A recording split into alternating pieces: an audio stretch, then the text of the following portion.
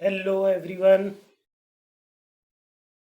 आज हम लोग राजस्व संहिता का दूसरा डे है हम लोगों का। आज धारा 74 74 से स्टार्ट कर रहे हैं और आगे देखते हैं। हम लोग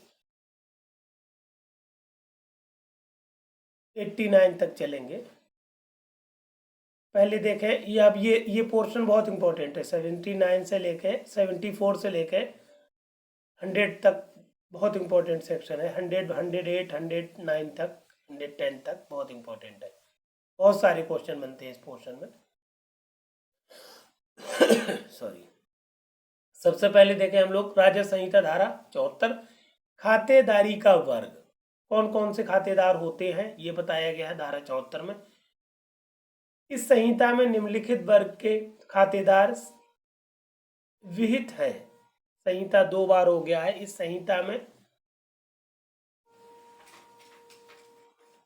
एक को कट कर दीजिए।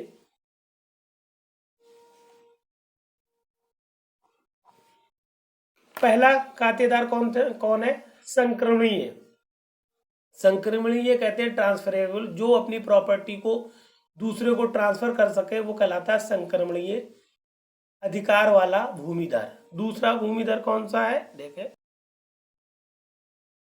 दूसरा है असंक्रमणीय अधिकार वाला भूमिधर, जो ट्रांसफर नहीं कर सकता अपनी प्रॉपर्टी को, वो होता है असंक्रमणीय। तीसरा आसामी या आसामी कहते हैं उसको।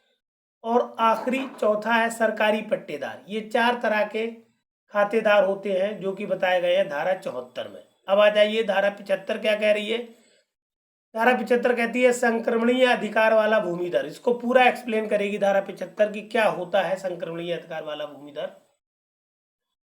समझे पहले धारा को। निम्नलिखित वर्गों में से किसी वर्ग का प्रत्येक व्यक्ति संक्रमणीय अधिकार वाला भूमिधर कहा जाएगा और उसको वे सब अधिकार होंगे और वो उन सब दायित्वों के अधीन होगा जो इस संहिता के द्वारा या अधीन ऐसे भूमिधरों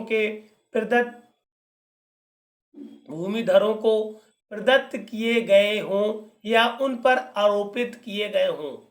कहने का मतलब है नीचे जितने भी खातेदार हैं वो सारे के सारे संक्रमणीय अधिकार वाले खातेदार हैं और उनको सारे वो अधिकार होंगे जो संक्रमणीय को होते हैं या उनके दायित्व के अधीन रहेंगे जो होना चाहिए। देखें कौन कौन से हैं।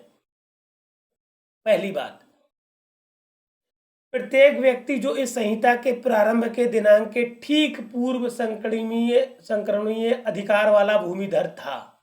ये जब संहिता प्रारंभ हुई उससे पहले जो संक्रमणीय अधिकार वाला भूमिधर था वो संक्रमणीय रहेगा।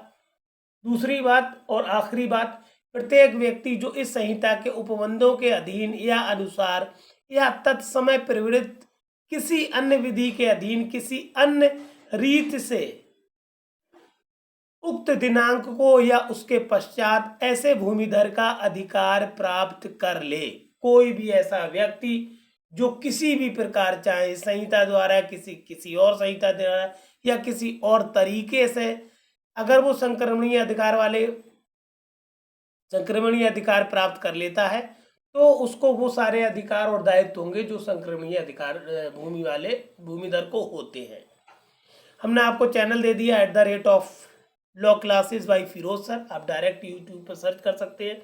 उसके अलावा हमने एक व्हाट्सएप ग्रुप स्टार्ट कर दिया है। आप लोग चाहें तो हमें इस नंबर 9450770672 9450770672 इस नंबर पर हमें कांटेक्ट करें। ये व्हाट्सएप नंबर है। इसमें हमने ग्रुप बना दिया आप लोगों की तैयारी के हिसाब से। इसमें आप लोगों को जोड़ रहे हैं और कम्युनिकेट कर रहे हैं, प्रॉपर तरीके से गाइड कर रहे हैं। उसके अलावा आपको फ्रेमिंग ऑफ चार्ज के दौरान जो गूगल मीट वगैरह से अटैच करके गाइड करेंगे, पढ़ाएंगे ऑनलाइन, मतलब जो चीज़ें हो सकती हैं वो समझाएंगे। उसके अलावा आंसर राइटिंग जो आप करेंगे उनको चेक करेंगे। ये सब क्योंकि यूट्यूब पे मुमकिन नहीं है तो एक ग्रुप के ज़रिए हम आप तक पहुंचा सकते हैं। हालांकि इसके लिए हमने फीस 1000 रुपये रखी है, मगर चूंकि आप लोग सब यूट्यूब से आ रहे हैं हमारे पास तो हमने आप यूट्यूबर्स के लिए फ़ीस 500 रुपये है सिर्फ। बहुत नॉमिनल फीस है, मगर इससे काफ़ी ज़्यादा फ़ायदा होगा आपको। हम टाइम देंगे और उसके अलावा जो आंसर राइटिंग की स्किल्स है वो बताएंगे, और आंसर आप जो हमें लिख के देंगे उनको हम चेक करेंगे। बहुत सारा फ़ायदा इससे होने वाला है आपको। तो उम्मीद करते हैं आप इससे जुड़े। उसके अलावा अगर नहीं जुड़ रहे हैं तो अपना पढ़ते रहें, पढ़ते। अब इसको सबको शेयर भी ज़रूर कर दें, क्योंकि मेंस बहुत करीब आता जा रहा है। सब लोगों को शेयर करें इस मैटर को। उसके अलावा हमारा चैनल ज़रूर सब्सक्राइब करें। सब दोस्तों तक मैटर ज़रूर पहुंचाएं, जिससे सबको लाभ हो सके। बहुत कॉम्पैक्ट मैटर हम आपको, बहुत इंपॉर्टेंट मैटर दे रहे हैं। सारे केस लॉ जितनी भी इंपॉर्टेंट चीज़ें हैं सब कुछ दे रहे हैं एक बहुत कॉम्पैक्ट पैकेज में, इसलिए सब तक पहुंचा दीजिए ये वीडियो। Thank you. अब आ जाइए राजस्व संहिता की धारा 76। हम लोग संक्रमणीय अधिकार वाला 75 में पढ़ चुके हैं। अब असंक्रमणीय अधिकार वाला भूमिधर पढ़ेंगे धारा 76 में। क्या कहती है ये धारा, पहले समझ ले। कौन कौन से धर जो भूमिधर है वो असंक्रमणीय अधिकार वाले हैं, वो बताएगी। क्या कह रही है ये धारा, निम्नलिखित वर्गों में से किसी वर्ग का प्रत्येक व्यक्ति असंक्रमणीय अधिकार वाला व्यक्ति कहा जाएगा, और उसको वे सब अधिकार प्राप्त होंगे, और वो उन सब दायित्वों के अधीन होगा जो इस संहिता द्वारा या अधीन ऐसे भूमिधर को प्राप्त किए गए हों या उन पर आरोपित या अधरोपित किए गए हों। अर्थात देखें कौन कौन से लोग असंक्रमणीय अधिकार वाले भूमिधर हैं।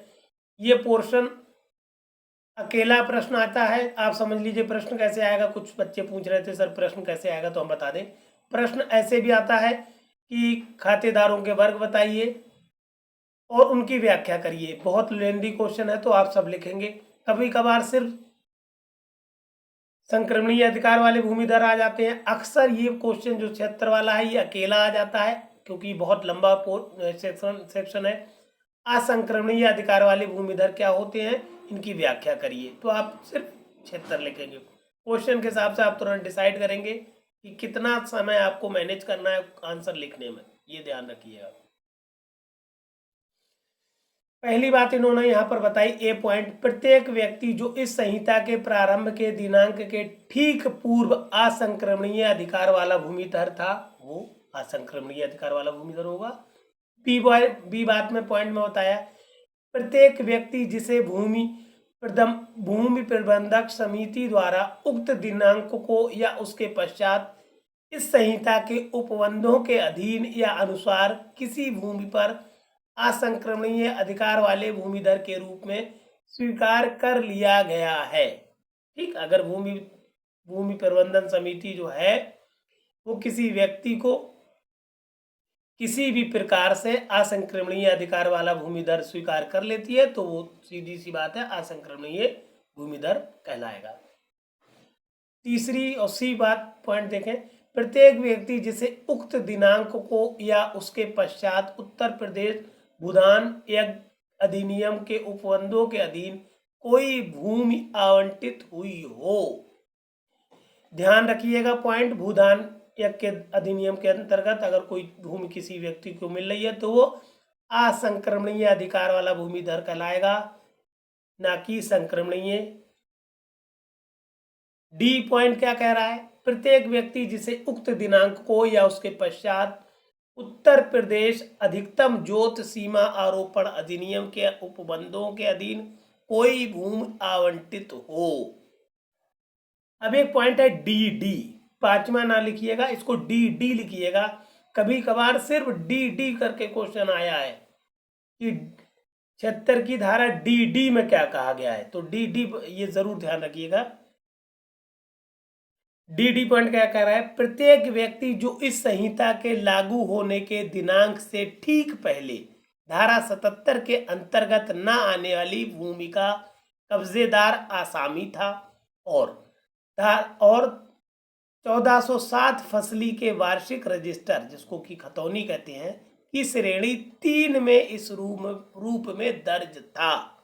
आसामी जो है 1407 फसली के श्रेणी 3 में है, तो अगर कोई व्यक्ति इसमें था तो वो क्या कहलाएगा, असंक्रमणीय अधिकार वाला भूमिधर कहलाएगा। हालांकि आगे हम आपको धारा 78 में आसामी पढ़ाएंगे, क्योंकि ये जो 3 में व्यक्ति होता है वो आसामी होता है, और असामी व्यक्ति हमेशा असंक्रमणीय अधिकार वाला भूमि होता है। संक्रमणीय अधिकार उसको नहीं प्राप्त होते असामी को, वो भूमि का उपयोग कर सकता है, अंतरण नहीं कर सकता। यहाँ पर एक चीज आई है धारा 77, जो कि हम आपको आगे बहुत विस्तृत पढ़ाएंगे, बहुत इंपॉर्टेंट धारा है, अभी आपको हम आगे एक्सप्लेन करेंगे इसी लेक्चर में।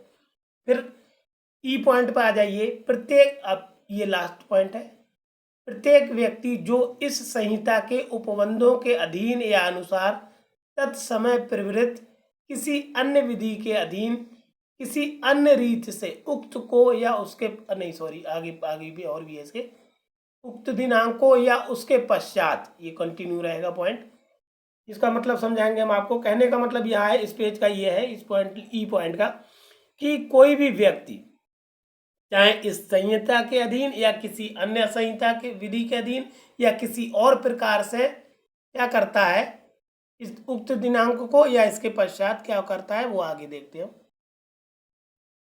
पिछले पेज पे लिखा हुआ था उक्त दिनांक को या इसके पश्चात ऐसे भूमिधर का अधिकार प्राप्त कर ले। मतलब कहने का इस ई पॉइंट का मतलब था, लास्ट पॉइंट था इसका उपधारा 1 का, कि कोई भी व्यक्ति जो किसी भी तरह से चाहे इस संहिता के अनुसार या किसी और विधि के अनुसार या किसी अन्य रीति से असंक्रमणीय अधिकार वाले भूमिधर के अधिकार प्राप्त कर लेता है तो वो भी असंक्रमणीय अधिकार वाला भूमिधर होगा। फिर आ जाइए उपधारा 2, इंपॉर्टेंट है। प्रत्येक व्यक्ति जो इस संहिता के प्रारंभ के ठीक पूर्व असंक्रमणीय अधिकार वाला भूमिधर हो और 5 वर्ष या अधिक अवधि के लिए ऐसा भूमिधर रहा हो, ऐसे प्रारंभ पर संक्रमणीय अधिकार वाला भूमिधर हो जाएगा। अब ये धारा 2 और 3 क्या कहती हैं, ये एग्जैक्टली कह रही हैं कि अगर कोई व्यक्ति 5 साल तक, धारा 2 कह रही है अगर ये संहिता जब लागू हुई इससे ठीक 5 साल पहले तक, इससे ठीक पहले जो था, एक कोई व्यक्ति मान लीजिए असंक्रमणीय अधिकार था और पिछले 5 साल से वो असंक्रमणीय है, तो जैसे ही 5 साल पूरे कर लेगा वो क्या होगा, संक्रमणीय अधिकार वाला भूमिधर बन जाएगा। कहने का मतलब संक्षेप में ये है कि अगर असंक्रमणीय अधिकार वाला व्यक्ति जो है वो 5 साल तक असंक्रमणीय रहता है और 5 साल पूरे होते ही असंक्रमणीय अधिकार वाला व्यक्ति स्वयं संक्रमणीय अधिकार वाले व्यक्ति में परिवर्तित हो जाता है। तीसरा पॉइंट उपधारा भी इसी तरह की है। प्रत्येक व्यक्ति जो उपधारा 1 और 2 में निर्दिष्ट प्रारंभ पर असंक्रमणीय अधिकार वाले भूमिधर हों या ऐसे प्रारंभ के पश्चात असंक्रमणीय अधिकार वाला भूमिधर हो जाता है, हो जाता है तो क्या होगा, कॉमा लगा दिया है, असंक्रमणीय अधिकार वाला भूमिधर होने से 5 वर्ष की अवधि की समाप्ति पर संक्रमणीय अधिकार वाला भूमिधर हो जाएगा। मतलब समझ लीजिए दोनों का थोड़ा सा डिफरेंस। 2 में यह बताया, उपधारा 2 में यह बताया गया है कि जब ये लागू हुई थी उससे पहले कोई आदमी 5 साल तक लगातार वो असंक्रमणीय था, तो ये धारा लागू होते ही वो संक्रमणीय हो जाए, क्योंकि उसको 5 साल का फायदा तुरंत मिल जाएगा, लाभ। फिर ये धारा लागू, मतलब ये संहिता लागू हो गई। अब कोई मान लीजिए असंक्रमणीय है या इसके बाद असंक्रमणीय बनता है कोई भूमिधर, तो 5 साल जब पूरे कर लेगा तो वो अपने आप ही संक्रमणीय अधिकार वाला भूमिधर बन जाएगा। उपधारा 4 देख लें, जो कि इस सेक्शन की लास्ट उपधारा है। इस संहिता के किसी अन्य उपबंधों में दी गई किसी बात के होते हुए भी यदि कोई व्यक्ति उपधारा 2 या 3 के अधीन संक्रमणीय अधिकार वाला भूमिधर हो जाने के पश्चात बिक्री द्वारा भूमि का अंतरण करता है तो वो ग्राम पंचायत या राज्य सरकार में निहित किसी भूमि के या उत्तर प्रदेश अधिकतम जोत सीमा आरोहण अधिनियम में यथास्थिति अतिरिक्त भूमि के पट्टे के लिए पात्र नहीं रह जाएगा। बहुत इंपॉर्टेंट पॉइंट है ये कहता है, समझ ले इसको,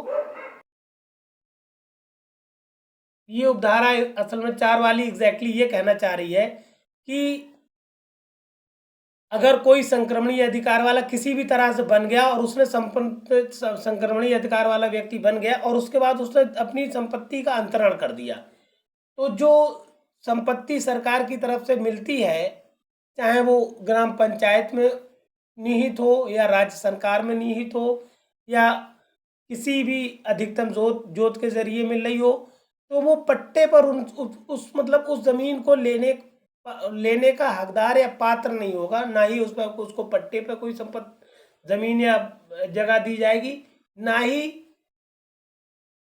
राज्य सरकार या किसी स्थानीय प्राधिकरण में निहित भूमि उसको मिलेगी। देखिए जगह खाली हम देखते हैं तो अपना ऐड कर देते हैं थोड़ा सा। हमारा नंबर हमने अभी बताया भी है, हालांकि कि हमने एक ग्रुप बनाया है, व्हाट्सएप ग्रुप, इस नंबर पर 9450770672। इस नंबर पर आप हमें कांटेक्ट करिए और उस ग्रुप में जुड़िए। उस ग्रुप में एग्जैक्टली फ़ायदा आपको ये हो जाएगा कि एक शेड्यूल्ड तरीका हम बताएंगे आपको, प्रॉपर तरीका हम आपको बताएंगे। उसके अलावा जो आप लोग आंसर राइटिंग करेंगे उसका तरीका बताएंगे। उसके अलावा जो आंसर राइट करके आप हम तक भेजेंगे, हम आंसर उसको चेक करेंगे, आपकी कमियां बताएंगे, आपको प्रॉपर गाइड करेंगे। क्योंकि यूट्यूब पे जाके सब लोगों के साथ ये बात हम नहीं शेयर कर सकते, नहीं हमारे इख्तियार में है कौन आदमी कहाँ पर है। तो इस ग्रुप में जुड़ जाएंगे तो आप हमारे डायरेक्ट कांटेक्ट में आ जाएंगे, हमसे कम्युनिकेट कर पाएंगे, सारी प्रॉब्लम्स हमसे सुलझा पाएंगे। कोई भी असुविधा है आपको वीडियो में, नोट्स में, डायरेक्ट आप हमसे बता पाएंगे। आप हमसे वर्चुअली मिल पाएंगे, आप हमसे पर्सनली मतलब बात कर पाएंगे, कम्युनिकेट कर पाएंगे। और हालांकि इस पेड इसके इसको हमने पेड रखा हुआ है इस ग्रुप को, हालांकि 1000 रुपये ले रहे हैं, मगर आप लोग यूट्यूबर्स हैं, हमारे यूट्यूब के जरिए आ रहे हैं, तो आपको सिर्फ 500 रुपये देना है। सिर्फ 500 रुपये में आप रजिस्ट्रेशन करा लीजिए। हर सब्जेक्ट पूरा हम आपको एक्सप्लेन तो कर ही रहे हैं, उसके अलावा एक प्रॉपर गाइडेंस में, प्रॉपर देख रेख में हम आपको ये जो फ्रेमिंग ऑफ चार्जेस होती है और ड्राफ्टिंग होती है और जजमेंट राइटिंग होती है, ये सब देंगे और आपके आंसर्स को भी चेक करेंगे। अगर आप जुड़ते हैं तो बहुत अच्छी बात है, नहीं जुड़ते तो आप इस तरह से आप पढ़ते रहिए और अपने सारे साथियों को शेयर करते रहिए और चैनल को सब्सक्राइब जरूर करिए। आगे बढ़े हम लोग।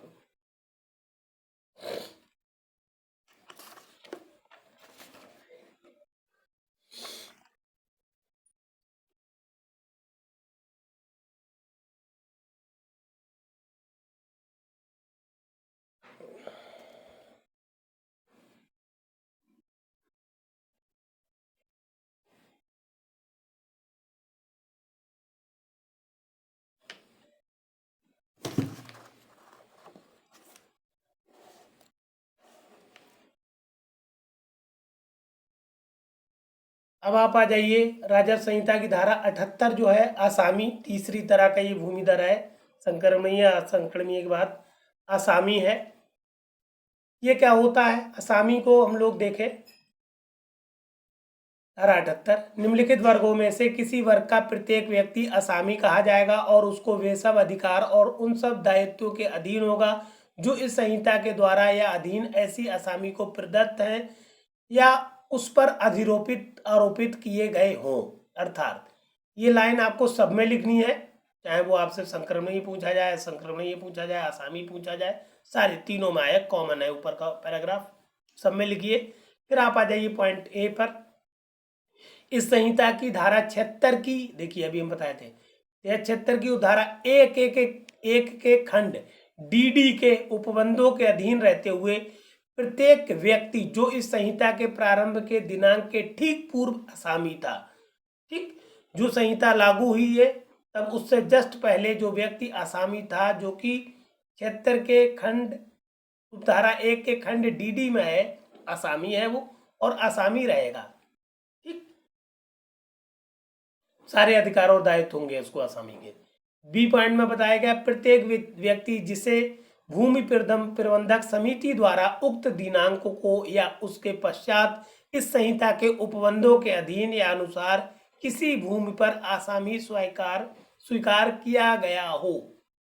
ऐसा कोई व्यक्ति जिसको भूमि प्रबंधक समिति असामी के रूप में स्वीकार कर लेती है तो वो सारे अधिकार और दायित्व के अधीन हो जाएगा जो असामी को प्राप्त है। सी पॉइंट क्या कह रहा है? प्रत्येक व्यक्ति जो इस संहिता के उपबंधों के अधीन या अनुसार किसी भी भूमि के भूमिधर द्वारा उक्त दिनांक को या उसके पश्चात पट्टेदार के रूप में स्वीकार किया गया हो। कौन सा व्यक्ति? समझ लीजिए बहुत ध्यान से। प्रत्येक व्यक्ति जो इस संहिता के उपबंधों के अधीन या अनुसार किसी भूमि के भूमिधर द्वारा उक्त दिनांक को या उसके पश्चात पट्टेदार के रूप में स्वीकार कर लिया गया हो। कहने का मतलब है अगर कोई भूमिधर किसी को पट्टे पर कोई जमीन देता है तो वो व्यक्ति आसामी कहलाएगा, क्योंकि इसका अभी हम आगे भी पढ़ेंगे। सरकारी पट्टेदार जस्टिस के बाद वो अलग है, ठीक। अगर भूमिधर किसी को पट्टे पर जमीन देता है तो वो पट्टेदार जो है आसामी है। डी और आखिरी बात इस धारा की, प्रत्येक व्यक्ति जो इस संहिता के या तत्समय प्रवृत्त अन्य विधि के उपबंधों के अधीन या अनुसार किसी अन्य रीति से असामी का अधिकार प्राप्त कर ले, ठीक। ये पॉइंट भी, हर लास्ट पॉइंट भी सब में लिखना है कि इस संहिता द्वारा या किसी और विधि द्वारा या किसी भी रीति से वो असामी के अधिकार प्राप्त कर लेता है तो उसको वो सारे अधिकार और दायित्व होंगे जो असामी को होते हैं। अब खातेदारों का आखिरी वर्ग पे आ जाए हम लोग। ये वर्ग कहलाता है, धारा एक बहुत आगे की धारा है, हमने इसलिए पढ़ाई है क्योंकि फिर आगे हम इसको नहीं पढ़ा पाएंगे। खातेदारों के वर्ग में इसको पढ़ा रहे इसलिए धारा ये यहाँ पर पढ़ा रहे हैं। क्या है? धारा 147 सरकारी पट्टेदार की पट्टेदार, जो कि आखिरी जो आपने वर्ग पढ़ा था, खातेदारों का वर्ग, उसमें आखिरी वर्ग का जो व्यक्ति है वो सरकारी पट्टेदार है, जो कि धारा 147 राजस्व संहिता में परिभाषित किया गया है। क्या है ये समझ लें। प्रत्येक व्यक्ति जिसके पास राज्य सरकार से प्राप्त पट्टे पर कोई भूमि हो, चाहे ऐसा पट्टा इस संहिता के प्रारंभ के पूर्व या पश्चात दिया गया हो, ऐसी भूमि के संबंध में सरकारी पट्टेदार कहा जाएगा। कौन सा व्यक्ति सरकारी पट्टेदार है? वो सरकार से पट्टा पाए, राज्य सरकार से, चाहे संहिता के पहले पाए या बाद पाए, वो सरकारी पट्टेदार है, ठीक। ये कंप्लीट अपने, ये बहुत लॉन्ग भी बनता है, इसमें से कम 5 क्वेश्चन बनते हैं कि पट्टेदारों के, खातेदारों के वर्ग बताइए, कितने तरह के होते हैं, या उनकी व्याख्या करिए, या कोई विशेष खातेदार आपको दे दिया गया उसके बारे में बताइए। तो ये 5-6 क्वेश्चन आप यहाँ से पाएंगे, बहुत कायदे से पढ़िएगा। ये जो राजस्व संहिता है, देखिए नई आपके पास आई है, नई संहिता है, नया एक्ट है, क्योंकि बहुत बड़ा एक्ट है, बहुत बड़ी, बहुत सारी धाराएं हैं, कंफ्यूज ना होइए। जितना मैटर दे रहे हैं पर्याप्त है, ये चीज से क्वेश्चन आपको मिलेगा, कहीं इसके अलावा क्वेश्चन नहीं जाएगा, इसलिए भटकिए मत। हर सेक्शन दे रहे हैं, जहां पर केस लॉ जरूरी है केस लॉ दे रहे हैं, बिल्कुल आप, टाइम कम है, सीमित टाइम है, जुट जाइए तैयारी में। आगे बढ़े हम लोग। अभी हमने आपसे कहा था कि हम आपको राजस्व संहिता की धारा 77 पढ़ाएंगे, जो बहुत ज्यादा पूछी जाती है। धारा 77 कहती क्या है, देखिए समझे। कतिपय भूमि पर भूमिधरी अधिकार प्राप्त नहीं होंगे। कौन सी ऐसी भूमियां हैं, ऐसी भूमि है जिन पर किसी भी हाल में आपको भूमिधरी अधिकार प्राप्त नहीं होगा। उन सारी भूमियों की लिस्ट बना दी गई है धारा 77 में, देखें आप। इस संहिता या तत्समय प्रवृत्त किसी अन्य विधि में किसी बात के होते हुए भी कोई व्यक्ति निम्नलिखित भूमि में भूमिधर के अधिकार अर्जित नहीं करेगा। कौन सी भूमियां हैं, देखें। पहली बात, खलिहान, खाद के गड्ढे गांव किनारे जो गड्ढे बना दिए जाते हैं जिनमें घूड़ा वगैरह डाला जाता है, खलिहान, खाद के गड्ढे, चरागाह, या सामान्यतः कब्रिस्तान या शमशान के लिए प्रयुक्त भूमि, जिस पर आप भूमिधर अधिकार प्राप्त नहीं कर सकते। दूसरे वर्ग में कौन सी भूमियां हैं? जिस पर पानी हो और जिसका उपयोग सिंघाड़ा या अन्य उपज उगाने के लिए किया जाता हो। तीसरी भूमियां, भूमि जो नदी के तल में स्थित हो और जिसका उपयोग आकस्मिक या यदा कदा खेती के लिए किया जाता हो। चौथी बात, स्थान परवर्ती या अस्थायी खेती के ऐसे भूभाग जिन्हें राज्य सरकार अधिसूचना द्वारा विनिर्दिष्ट करे। पांचवी भूमियां कौन सी है? भूमि जिसे राज्य सरकार ने टोंगिया या टोंगिया बागान के लिए आशायित, घोषित और अधिसूचित किया हो। टोंगिया खेती के लिए, बागान के लिए अगर कोई भूमि राज्य सरकार घोषित कर देती है अधिसूचना द्वारा, तो उस पर आप कभी भी भूमिधरीय अधिकार प्राप्त नहीं कर पाएंगे। छठा भूमि कौन सी? छठा पॉइंट, बाग भूमि जो धारा 59 के अधीन किसी ग्राम पंचायत या किसी अन्य स्थानीय प्राधिकरण को सौंपी गई समझी गई हो। ये हमने पिछले लेक्चर में बहुत डिटेल में पढ़ाई है। धारा 59 आपको 59, कोई ऐसी भूमि हो जो ग्राम पंचायत को सौंप दी गई हो या स्थानीय प्राधिकरण को सौंप दी गई हो या इन दोनों में से किसी को भी सौंपी गई समझी गई हो, ये बहुत डिटेल में पढ़ा चुके हैं। वो भूमि भी आपको कभी भी उस भूमि पर भी भूमिधरीय अधिकार प्राप्त नहीं कर सकते।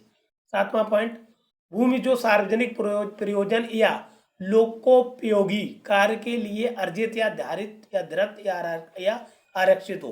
मतलब कोई ऐसी भूमि जो सार्वजनिक प्रयोजन के लिए हो या पब्लिक के, लोक के कल्याण के लिए हो, उपयोगी हो, या लोक के उपयोग के कार्य के लिए हो, कभी भी उस पर भूमिधरीय अधिकार प्राप्त नहीं हो सकता। आठवीं बात, भूमि जिस पर पोखर, तालाब या झील का या बांध हो, ठीक, वो भूमि। नवीं बात, सलेज फॉर्म या मलगत भूमि में सम्मिलित भूमि जो धारा 59 के अधीन किसी ग्राम पंचायत या किसी अन्य प्राधिकारी को सौंपी गई हो या सौंपी गई समझी गई हो। और आखिरी प्रकार की भूमि कोई है, कौन सी है? कोई अन्य भूमि जिसे राज्य सरकार अधिसूचना द्वारा इस निमित्त निर्दिष्ट या विनिर्दिष्ट करे। राज्य सरकार अधिसूचना में कह दे, निकाल दे कि ये भूमि आप सरकार के है या इस पे आप कभी भी भूमिधर अधिकार प्राप्त नहीं कर पाएंगे, तो वो भूमि। ये सारी भूमि की कैटेगरी हो गई जो भूमिधर अधिकार प्राप्त नहीं कर सकते, जिन पर आगे चले। बहुत इंपॉर्टेंट धारा है राजस्व संहिता की, धारा 89, भूमिधर द्वारा अंतरण पर प्रतिबंध। जो भूमिधर अंतरण कर सकते हैं उनके अंतरण पर कब प्रतिबंध लग जाता है, ये बताती है धारा 89, जिसको आप कहेंगे 79 या 89, 89 89। पहला पॉइंट बताया गया है, किसी भूमिधर को किसी जोत या उसके किसी भाग का ऐसा अंतरण का अधिकार ना होगा जहां ऐसा अंतरण उपधारा 2 या उपधारा 3 के उपबंधों का उल्लंघन करता हो या उल्लंघन होने की संभावना हो। बता दी गई कि इसमें जो उपधाराएं 2 और 3 बताई गई हैं, अगर उनका उल्लंघन हो रहा है तो कोई भी जो अंतरित करने लायक भूमिधर है वो संपत्ति का अंतरण नहीं कर पाएगा। अब देखें उपधारा 2 और उपधारा 3 क्या है। पहले देखें उपधारा 2 क्या कह रही है। उपधारा 2 कह रही है, उपधारा 3 के उपबंधों के अधीन रहते हुए किसी व्यक्ति को किसी संक्रमणीय अधिकार वाले भूमिधर से क्रय या दान के द्वारा किसी जोत या उसके भाग को अर्जित करने का अधिकार ना होगा जहां अंतरिति उत्तर प्रदेश में 5.0586 हेक्टेयर या 12.5 एकड़ से अधिक भूमि का हकदार बन जाता है। मतलब कोई भी अंतरिति कोई ऐसी भूमि को प्राप्त नहीं कर पाएगा जबकि वो इस भूमि जो अंतरण करा रहा है उसके बाद क्या हो, 12.5 एकड़ या हेक्टेयर में इसको कहते हैं 5.0586। इतनी भूमि से अधिक भूमि अगर हो जा रही है तो कोई भी अंतरण या अंतरित ऐसी भूमि को प्राप्त करने का अधिकार नहीं होगा अंतरण द्वारा।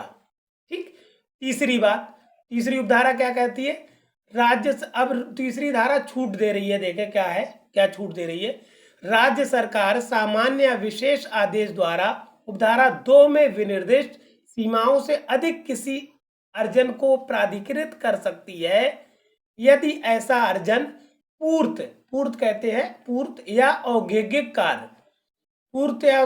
कार्य या प्रयोजन के लिए हो और किसी पंजीकृत सोसाइटी या किसी कंपनी या अन्य निगम या शिक्षण संस्था या किसी पूर्त संस्था के पक्ष में हो और उसकी राय हो कि ऐसा अर्जन लोकहित में होगा। कहने का मतलब है, उपधारा 3 कहती, पूर्त कहते हैं किसी धार्मिक कार्य, कोई इस तरह से संबंधित कोई कार्य होते हैं वो पूर्त कार्य होते हैं। तीसरी उपधारा कह रही है कि जो संपत्ति रिस्ट्रिक्शन लगाए गए थे उपधारा 2 में, उनसे अधिक भूमि अर्जित करने का अधिकार दे सकती है राज्य सरकार। कब? जब उसको लगे कि ऐसा अंतरण किया जा रहा है किस कार्य के लिए? पूर्त या औद्योगिक, कोई धार्मिक या इस तरह के मनोरंजन के लिए कोई कार्य है हो रहा है, या औद्योगिक कार्य के लिए हो रहा है, या और ऐसा दोनों में से कोई भी कार्य जो हो रहा है वो किसी पंजीकृत सोसाइटी या निगम या कंपनी या शिक्षण संस्था के पक्ष में हो रहा हो। ठीक। या पूर्त संस्था के पक्ष में हो रहा हो, मतलब ये संस्थाएं हो, और ऐसी संस्थाएं पंजीकृत संस्था हो सकती हैं, होनी चाहिए, और राज्य सरकार की राय हो कि ऐसा हम जो अंतरण करने की अनुज्ञा दे रहे हैं वो लोकहित में है, तो 12.5 या 5.0586 हेक्टेयर से अधिक भूमि का अंतरण होने का भी आदेश राज्य सरकार दे सकती है, अन्यथा नहीं। धारा 90 समझ लें क्या कह रही है? भारतीय नागरिकों से भिन्न व्यक्तियों द्वारा भूमि का अर्जन ना किया जाना। ठीक, समझ लें बहुत ध्यान से क्या कह रही है। इस संहिता में तथा तत्समय प्रवृत्त किसी अन्य विधि में किसी बात के होते हुए भी भारतीय नागरिक से भिन्न किसी व्यक्ति को विक्रय या दान या किसी अन्य रीति से राज्य सरकार की लिखित पूर्वानुमति के बिना किसी भूमि को अर्जित करने का अधिकार ना होगा।